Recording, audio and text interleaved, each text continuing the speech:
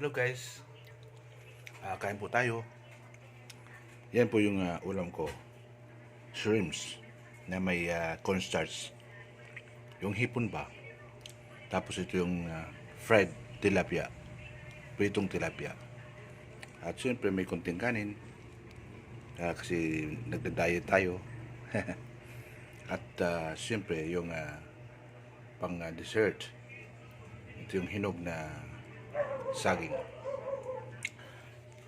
Kain tayo guys.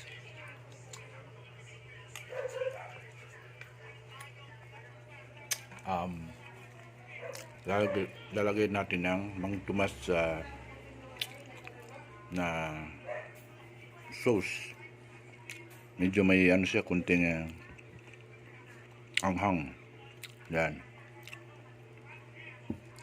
At siyempre itong tilapia, ilagay natin sa pinggan para hindi natin makalimutang kainin, iulam.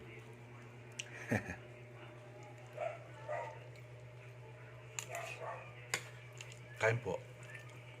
Kain po tayo.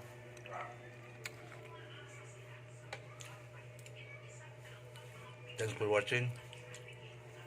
Thanks for watching. God bless us all.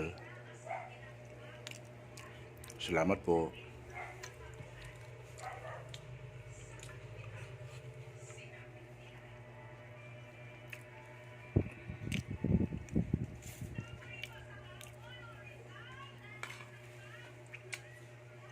Kain po tayo, pandagdag lakas.